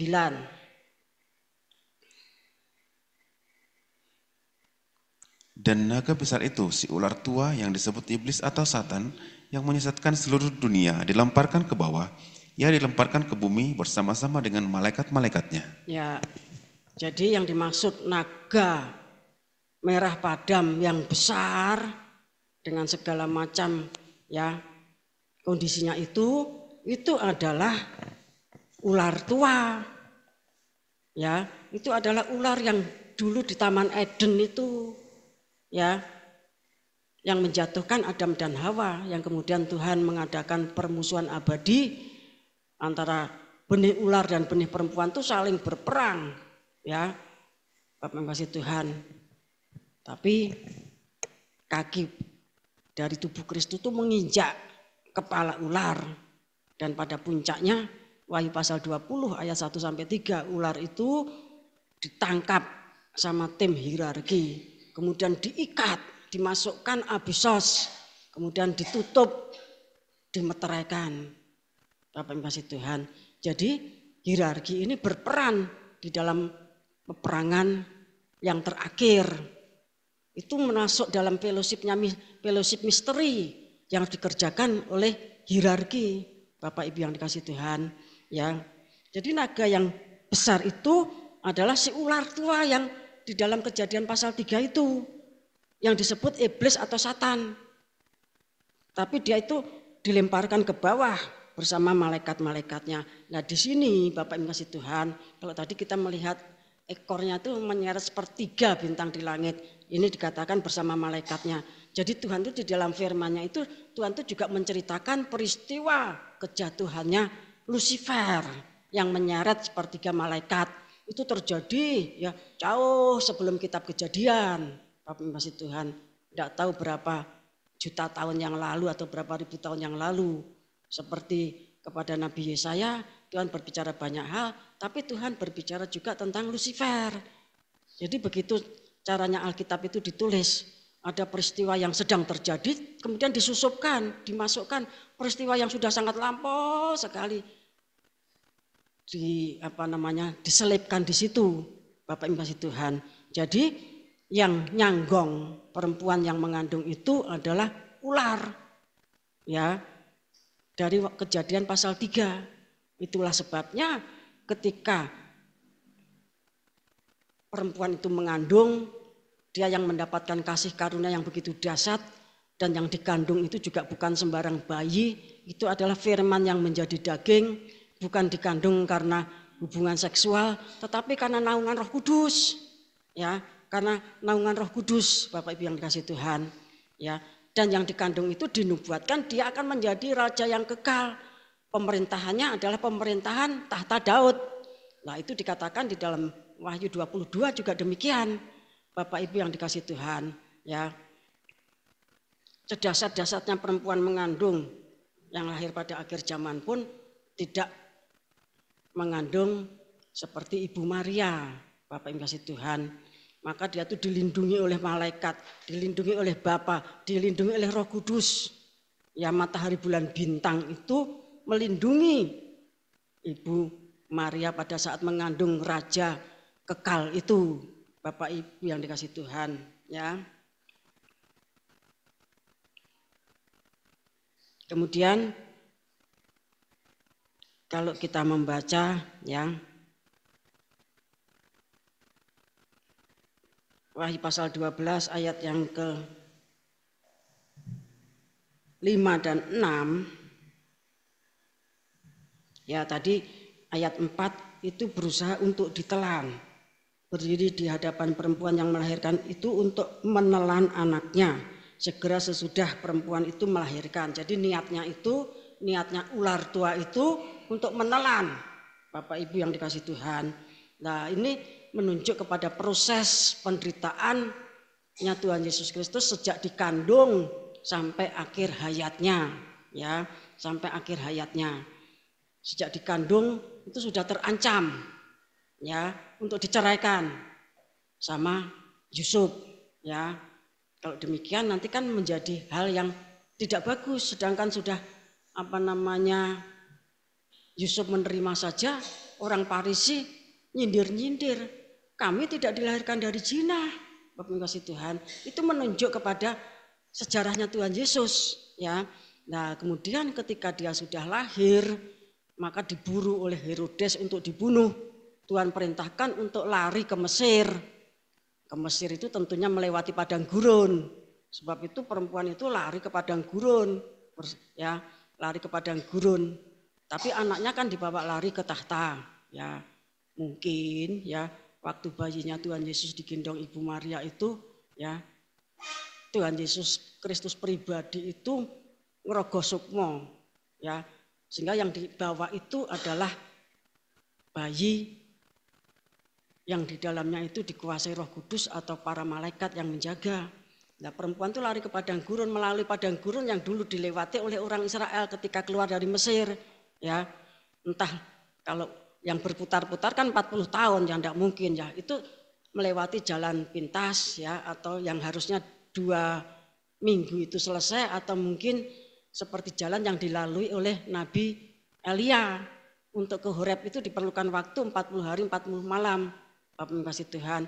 Tapi yang penting melewati padang gurun, kemudian ke Mesir, ya, ke Mesir, ya. Dan Herodes ini amuknya belum selesai, sehingga anak-anak usia 2 tahun ke bawah itu dibunuh sesuai dengan berita yang dibawa oleh orang Majus. Bayinya saja sudah mau dibunuh. Ketika Tuhan Yesus dalam pelayanannya tidak ditelan oleh iblis, tidak ditelan oleh musuh. Kapan? Ya, pada saat pencobaan di padang gurun. Iblis itu mau menelan Tuhan Yesus dengan penawaran, ya, roti yang dibuat dari batu supaya dimakan karena dia barusan puasa 40 hari 40 malam. Tapi Tuhan Yesus menolak. Makanan yang sejati itu firman Allah, ya.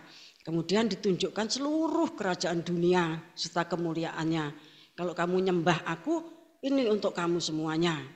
Kalau Tuhan Yesus gagal, ya Bapak kasih Tuhan tidak ada keselamatan di muka bumi ini. Kemudian yang ketiga, ya, yang selanjutnya, ya, antara Injil Matius dan Injil Lukas itu posisinya dibalik. Ya, kalau Injil Matius itu roti, kemudian loncat dari hubungan bait Allah, kemudian kerajaan yang mau diberikan. Tetapi kalau Injil Lukas, ya, roti, kerajaan, baru loncat dari bait Allah. Sama ya, tidak usah bingung juga kita Bapak Ibu kasih Tuhan, karena memang Tuhan Yesus itu tampil dalam 4 aspek pribadinya. Injil Matius itu sebagai raja, Injil Markus sebagai hamba, Injil Lukas sebagai anak manusia, dan Injil Yohanes anak Allah. Ya, jadi kadang-kadang ada perbedaan, Injil saja ada perbedaan. Bapak Ibu kasih Tuhan, ya Tuhan Yesus itu mau ditelan oleh iblis yang datang menawarkan kenikmatan daging, rasa, dan harta. Jadi Bapak Ibu Saudara yang kasih Tuhan, dari pelajaran ini kalau kita itu terseret arus kenikmatan daging, rasa, dan harta, kita itu sama dengan sudah ditelan ular. Ya, kita tuh sudah ditelan ular. Kemarin saya katakan kalau saudara itu menggantikan iman saudara karena perempuan cantik, Bapak Ibu kasih Tuhan, itu berarti sudah ditelan ular. Kalau menukar keselamatan di dalam Tuhan Yesus Kristus dengan cowok ganteng, berduit, maka itu namanya sudah ditelan oleh ular. Kalau kita itu sombong, ya, kemudian gila jabatan, gila pangkat, dan kemudian menukar Tuhan Yesus, itu namanya sudah ditelan ular. Iblis itu mencoba, pencobaan tuh berusaha, usahanya iblis untuk menelan kita. Nah, kita seringkali itu sudah di mulutnya iblis, sebagian sudah masuk, tinggal kaki-kakinya. Ya, Perjanjian Lama itu mengatakan masih di mulutnya. Nah, Bapak Ibu kasih Tuhan, orang fasik, orang yang terseret dalam arus kejahatan, ya kalau kita ingin ingat MP3, itu kan ada yang tidak lulus, ada yang gelundungan, ada yang tercoret. Kalau coret itu berarti sudah ditelan. Ya, namun begitu seperti Daud itu harus mengeluarkan domba yang sudah dimakan, nyaris habis oleh singa beruang. Dia harus bergulat sedemikian rupa mengeluarkan domba itu dari mulutnya singa. Ya tentunya setelah keluar itu ya luka-luka parah. Jadi nama ditelan ular itu bukan berarti terus anak ulo dari kebun kita, ya, terus saudara tuh dilek, itu memang ditelan, ya. Tetapi yang dimaksud oleh kitab Wahyu itu ya kenyataannya Matius pasal 4 itu ditelan oleh kenikmatan daging, rasa, dan harta, membuang salib. Maksudnya demikian. Ketika dia memulai pelayanannya terjadi hal seperti itu. Kemudian pelayanannya Tuhan Yesus itu sangat dilindungi Tuhan. Dia melayani selama 3,5 tahun, itu sangat dilindungi oleh Tuhan. Para malaikat itu ya melayani, bahkan Bapa sendiri ketika Tuhan Yesus disalib, inilah anak yang kukasihi, kepadanya aku berkenan, dengarkan dia. Ketika di atas gunung ya, demikian juga, inilah anak yang kukasihi, kepadanya aku berkenan, dengarkan dia. Sehingga Yakub, Petrus, Yohanes itu mendengarkan, ya, dan menulis surat. Suratan Yakobus, tapi bukan Yakobus Rasul, tetapi itu Yakobus adiknya Tuhan. Karena Yakobus Rasul itu mati perdana sebagai korban pagi. Ya, kalau Rasul Yohanes itu korban petang. Dalam tahbisan itu ada korban pagi dan korban petang. Nah, Bapak Ibu sudah kasih Tuhan. Jadi yang namanya ditelan itu kalau kita tuh sampai terseret arus dunia dan membuang salib keselamatan di dalam Tuhan Yesus Kristus. Dalam pelayanannya sangat dilindungi. Kemudian niatnya iblis untuk menelan itu belum cukup. Bapak Ibu yang kasih Tuhan, suatu saat Tuhan itu mengadakan satu penataran kepada murid-muridnya menjelang kematiannya. Mari kita baca. Injil Lukas pasal 22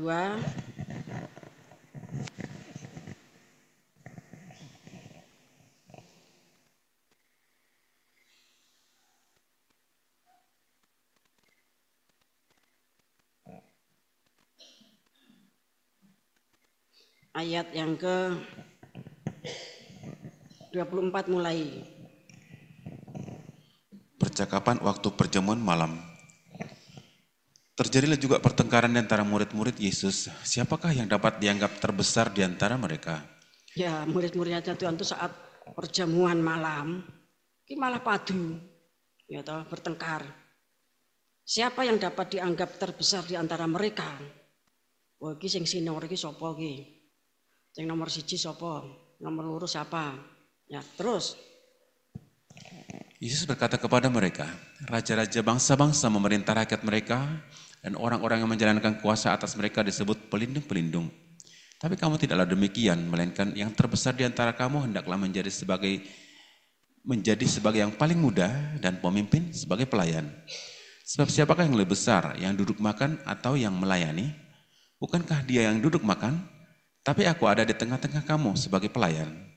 Kamulah yang tetap tinggal bersama-sama dengan aku dalam segala pencobaan yang aku alami.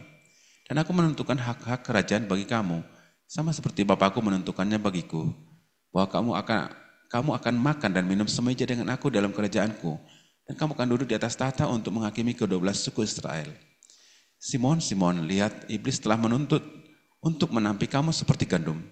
Tapi aku telah berdoa untuk engkau supaya imanmu jangan gugur. Dan engkau, jikalau engkau sudah insaf, kuatkanlah saudara-saudaramu.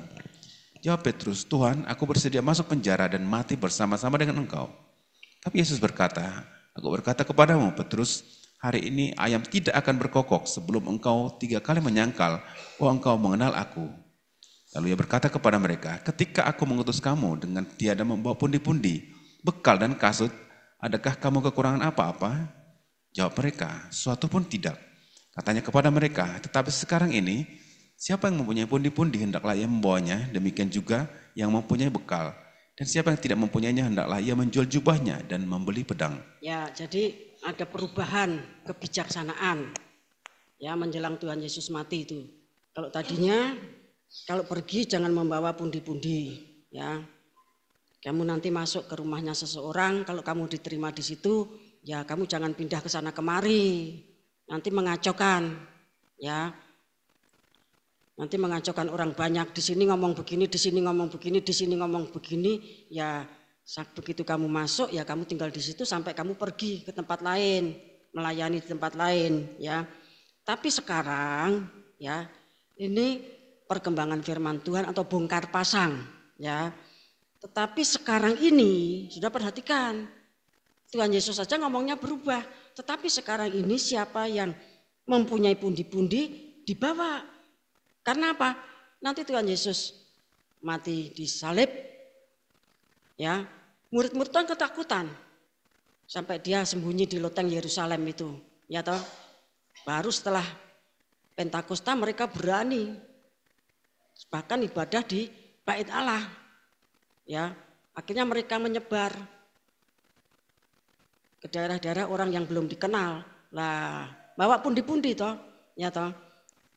Jadi firman Tuhan itu berubah sesuai dengan situasi kondisi dari murid-murid yang dikasihi itu seperti apa kondisinya. Kalau masih ada Tuhan Yesus, ya sudah. Belum ada kebencian, ya. Kamu akan diterima karena banyak dari mereka itu percaya pada Tuhan Yesus seperti kelompok 4.000, kelompok 5.000 itu, ya toh. Nah, setelah Tuhan Yesus pergi, semuanya membenci. Tidak ada yang kasih makan murid-murid, tidak ada yang mau menampung mereka, ketakutan. Nanti didatangi orang Farisi, didatangi orang Mahkamah Agama, didatangi Sanhedrin, didatangi utusannya Herodes. Bapak Ibu Tuhan, mereka ketakutan sehingga tidak ada rumah yang membuka diri untuk mereka sehingga mereka harus membawa pundi-pundi. Kemudian ini ada pesan Tuhan ya yang aneh terus. Dan siapa yang tidak mempunyainya, mari.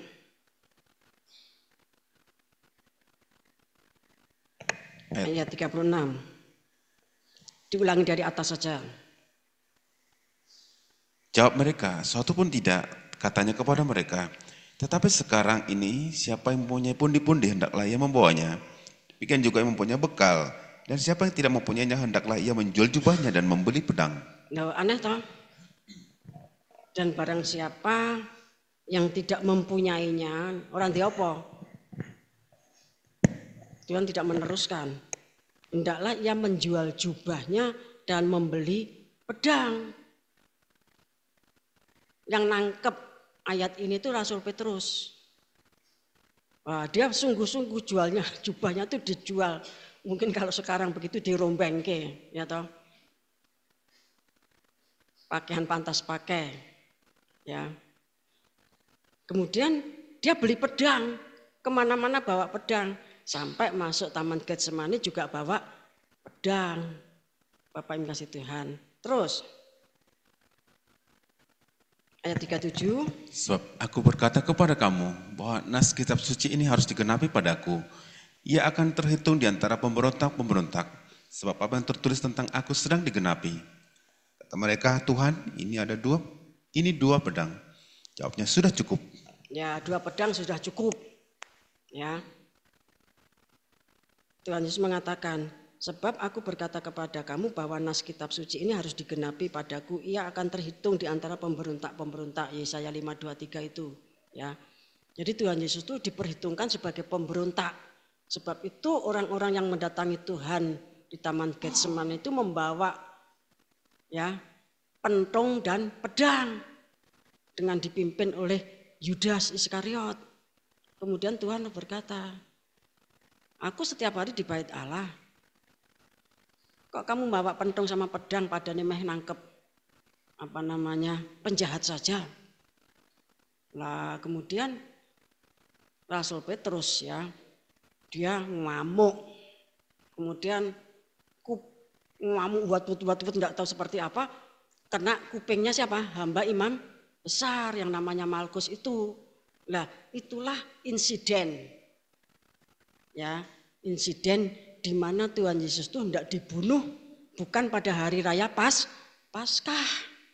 Dibunuh sebagai penjahat. Ini dibalik semua peristiwa itu ya naga besar yang merah padam tadi hendak menelan. Detik-detik Tuhan Yesus itu melaksanakan mandat untuk mati di atas kayu salib menebus dosa orang akan dibunuh lebih dahulu. Tuhan Yesus kan matinya bertepatan dengan Paskah. Nah, tapi di Taman Getsemani itu sudah mau dibunuh. Ya tentang ngamuknya Petrus yang sampai telinganya seseorang itu putus tapi sama Tuhan kemudian disambung lagi, ya dipasang lagi. Nanti ayatnya dicari sendiri. Ya itu ayat ada dalam Injil. Jadi ngamuknya setan atau iblis, ular tua tadi, ya yang ditulis dalam Wahyu pasal 12 ayat 9 itu sejak dari dalam kandungan sudah terancam dengan kondisinya, ketulusannya Yusuf. Karena Yusuf itu tulus, nanti takut mempermalukan Maria. Ya dia mau pergi. Tapi kemudian dia mendapatkan petunjuk dari Roh Kudus melalui malaikat. Ya kemudian ya sudah saya ceritakan tadi. Dalam masa pelayanannya iblis itu terus. Ketika Tuhan Yesus itu melayani di Nazaret. Ya itu kotanya sendiri. Ya mereka tadinya heran, orang ini, anak ini dapat ilmu khotbah dari mana? Wah, namun kemudian namanya orang disusupi setan, ya. Bukankah kita kenal ibu bapaknya, kita kenal saudara-saudaranya. Bukankah dia tuh tukang kayu, orang rendahan. Wah, kemudian mereka itu giring Tuhan Yesus itu didorong mau dijatuhkan ke jurang. Itu oleh orang Nazaret. Di balik orang Nazaret itu tentu ular tua tadi. Dan berkali-kali Tuhan Yesus itu di dalam masa pelayanannya dalam keempat Injil itu mau dibunuh. Bapak Ibu yang kasih Tuhan. Sampai puncaknya iblis itu bekerja ya di Taman Getsemani. Mau membunuh Tuhan sebagai seorang pemberontak. Ya. Namun demikian muridnya yang namanya Petrus itu tanggap. Ya, dia melakukan persis seperti yang diperintahkan Tuhan. Jubahnya langsung dijual, dia beli pedang, dibawa kemana-mana sampai dibawa ke Taman Getsemani. Orang seperti itu tuh perlu Bapak nanti dalam kegerakan itu. Mungkin yang lainnya orang patek dong kayak Tuhan Yesus kan ngomong apa toh? Ya, Tapi namanya orang yang punya iman, harap dan kasih. Orang punya iman itu Rasul Yakobus. Orang yang punya pengharapan itu menunjuk kepada Rasul Petrus. Ya, orang yang berharap pada Tuhan itu menyucikan dirinya. Nah, orang yang punya kasih itu menunjuk kepada Rasul Yohanes. Sehingga kemana-mana dalam peristiwa-peristiwa yang besar, Yakobus, Petrus, Yohanes itu selalu ikut. Di dalam berbicara Tuhan Yesus itu juga punya plot, ya, punya segmen, punya pendengar, masing-masing itu berbeda-beda. Ada yang mendengarkan firman Tuhan tuh levelnya level 4.000, levelnya level 5.000. Tapi ada level 70 murid, ya. Tuhan sudah berbicara tentang kuasa karena mereka melihat petir itu turun dari langit. Padahal itu kejatuhannya setan, di mana para murid 70 itu mengeterapkan hikmat dan makrifatnya. Kemudian ada saatnya Tuhan itu berbicara kepada orang 12. Tapi secara khusus misteri-misteri yang dalam itu hanya ditunjukkan kepada 3 murid, yaitu Yakub, Petrus, dan Yohanes.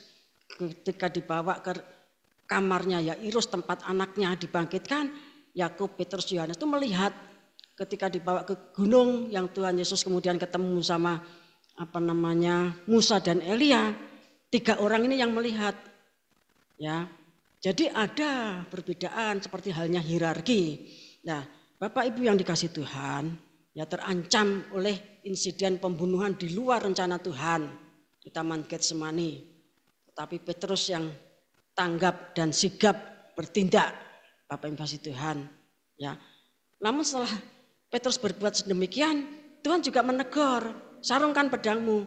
Barang siapa main pedang nanti akan mati sama pedang. Artinya pedang itu pun yang dibeli dengan menjual jubah itu bukan untuk dipakai terus, bongkar pasang. Bapak Ibu kasih Tuhan, ya. Kalau terus menggunakan pedang nanti akan mati sama pedang. Ya. Bongkar pasang, saatnya dibutuhkan jubah pun dijual untuk beli pedang. Tapi ketika kasus insiden di Taman Getsemani itu sudah selesai, ya jangan main pedang terus. Kalau main pedang terus itu bukan 12 murid, tetapi Selotis, ya, kaum Selotis. Kaum Selotis itu satu kelompok orang Yahudi yang berusaha mencapai kemerdekaan, tetapi dengan cara, ya, kemana-mana tuh bawa pedang. Begitu tahu ada orang Romawi bunuh, tahu ada orang Romawi bunuh. Bapak kasih Tuhan. Tapi akhirnya mereka tuh selalu ketangkep dan banyak yang disalibkan. Ya, bukan itu yang dimaksud Tuhan. Jadi Bapak kasih Tuhan, kadang-kadang firman itu cuma berlaku untuk beberapa saat. Ya. Seperti Tuhan memberi penataran seperti ini, ya. Kemudian bisa digunakan di Taman Getsemani. Setelah itu tidak boleh, sarungkan pedangmu.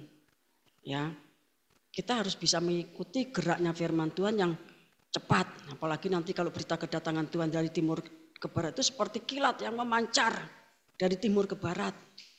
Begitu cepatnya. Ya.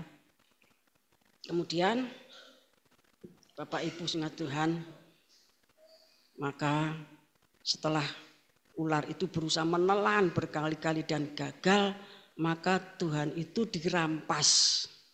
Ayat yang ke-12. Maksud saya dari Wahyu 12 ayat yang ke-5.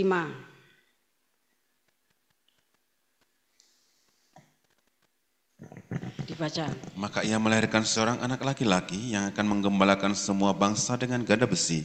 Tiba-tiba anaknya itu dirampas dan dibawa lari kepada Allah dan ke tahtanya. Ya, ini bahasa nubuatan, bahasa pewahyuan. Dirampas itu artinya harpazo atau caught up. Karena mau ditelan, ya, di Taman Getsemani, maka secepatnya peristiwa. Setelah Taman Getsemani kan Tuhan Yesus langsung menjalani proses pengadilan, dibawa ke sini, bawa ke sini, bawa ke sini, bawa ke sini, ya. Dan akhirnya diputuskan. Harusnya Pontius Pilatus itu mau membebaskan Tuhan, tetapi orang Yahudi mengatakan, salibkan dia, salibkan dia. Ini orang benar, dia tidak ada salahnya, salibkan dia, nanti darahnya aku tanggung bersama ya keturunanku. Bapak yang kasih Tuhan. Nah, sumpahnya orang Yahudi itu terlaksana tahun 70. Dihancurkan bait Allah tahun 135. Mereka diusir dari tanah Yudea dan Yerusalem. Tersebar ke seluruh muka bumi. Baru tahun 48 ya pohon ara itu menjadi lunak bertunas. Dan negara yang sudah hancur hampir 2000 tahun itu muncul kembali. Karena memang bangsa pilihan. Bapak Ibu Saudara yang kasih Tuhan, dirampas itu ya harpazo, dirampasnya dengan cara apa? Because up, dengan cara dia tuh mati sesuai dengan proses yang Bapa tetapkan. Diadili, kemudian ditetapkan mati, kemudian naik ke Bukit Golgota, disalibkan, mati, kemudian bangkit, kemudian kembali ke surga.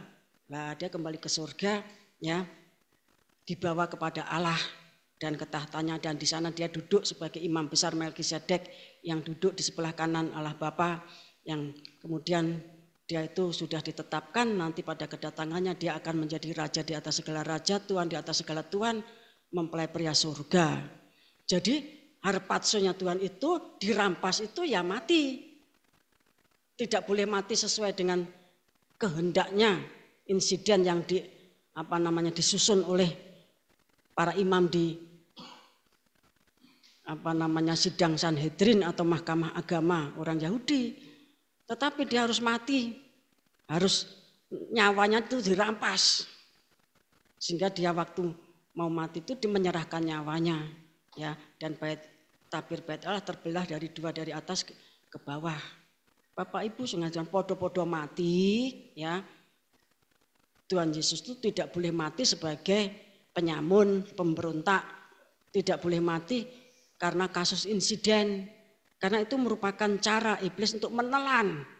Kalau Tuhan Yesus mati dengan cara seperti itu, ya tidak menggenapkan Taurat, persembahan kurban-kurban itu, ya, yang disempurnakan dalam kurbannya Tuhan.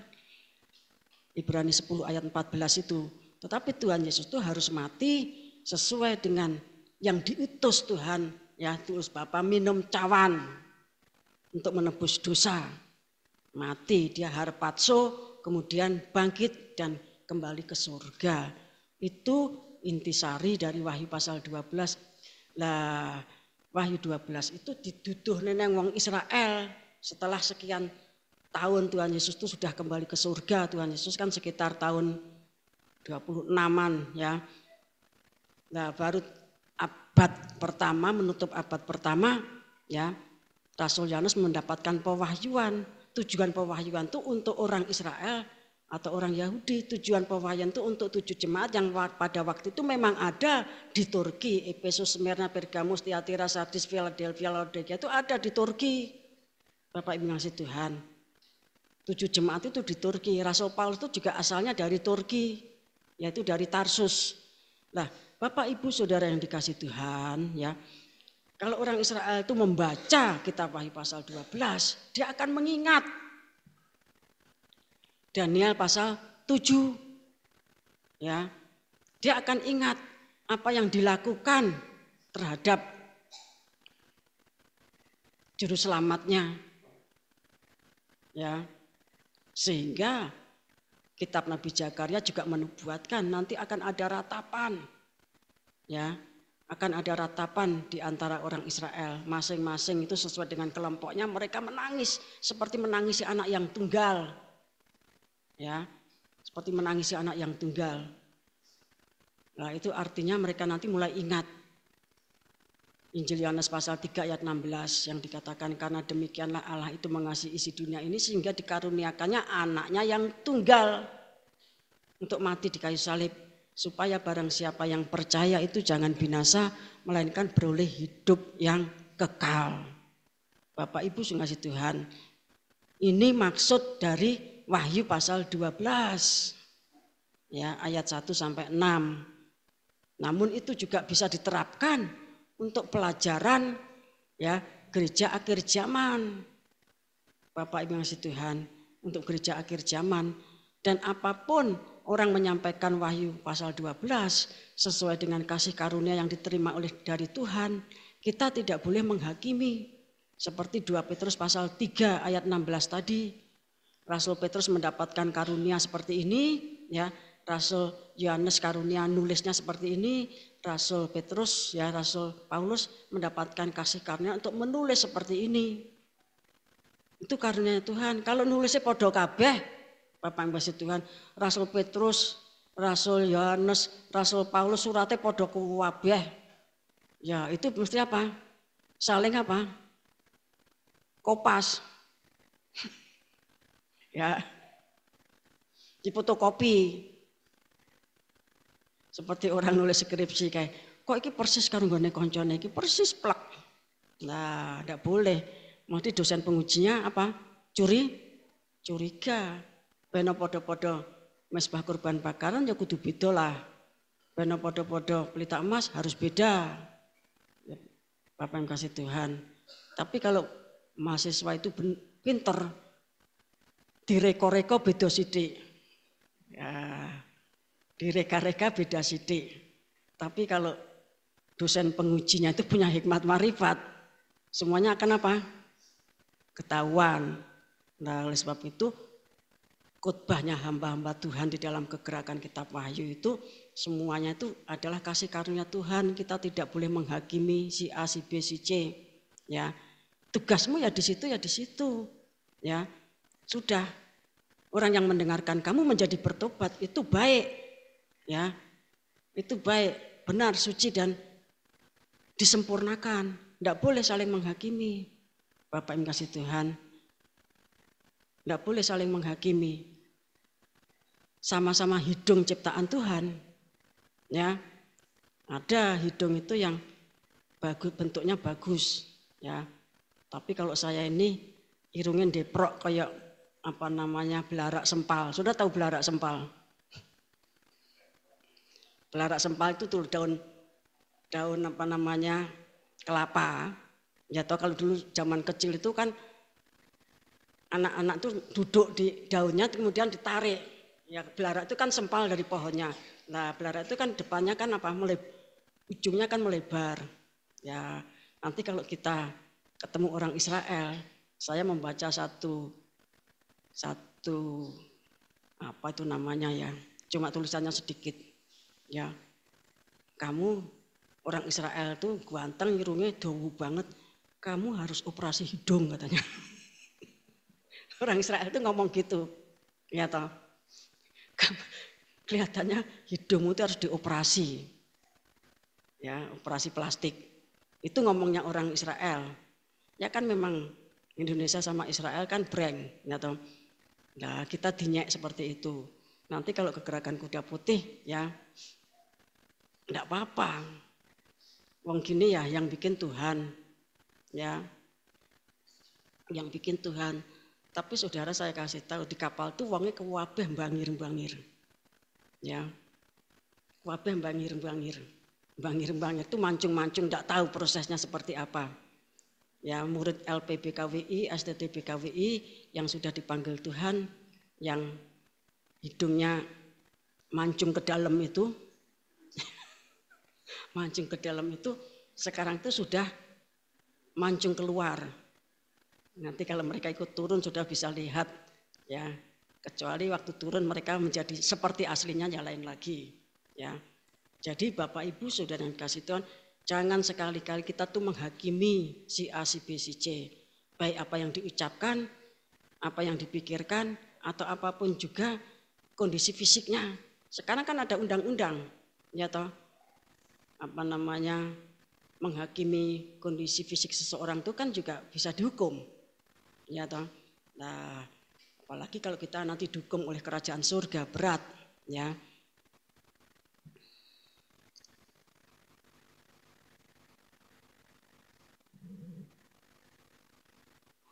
Jadi demikianlah ya Wahyu pasal 12. Jadi yang mengalami harpazo itu adalah Tuhan Yesus Kristus yang sedianya akan dibunuh oleh rombongan yang membawa pentung dan pedang. Ya, terjadi insiden dan Rasul Petrus bertindak, ya.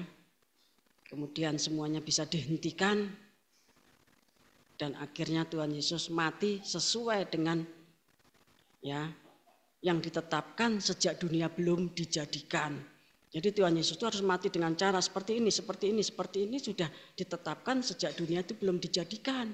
Sebelum Adam Hawa itu jatuh, Tuhan Yesus itu sudah ditetapkan di dalam kerajaan surga bahwa dia nanti harus turun ke bumi, harus mati dengan cara seperti ini. Itu cawan yang harus diminum, Bapak Ibu kasih Tuhan. Ya, jadi untuk mewujudkan kerukunan kita bergumul bagi kegenapan kitab Wahyu dalam wujud yang lain lagi. Kita mewujudkan kerukunan dengan berhenti menghakimi, berhenti mencela, berhenti untuk tidak menjelek-jelekan, mengejek satu dengan yang lain. Kita ini adalah satu di dalam tubuh Kristus. Sedangkan kasih karunia posisi kita ya Tuhan yang Maha Tahu, ya. Yang penting rukun. Baru nanti kalau sudah kita masuk kapal akan ditata, oh kamu itu 490, kamu itu 70, kamu itu 7, kamu itu yang 1, kamu hierarki 2, ya. Itu nanti baru akan beritahu. Kalau sekarang saudara menonjol-nonjolkan diri itu namanya kebo ijo sing goblok. Ya. Kebo ijo yang goblok. Nanti saudara akan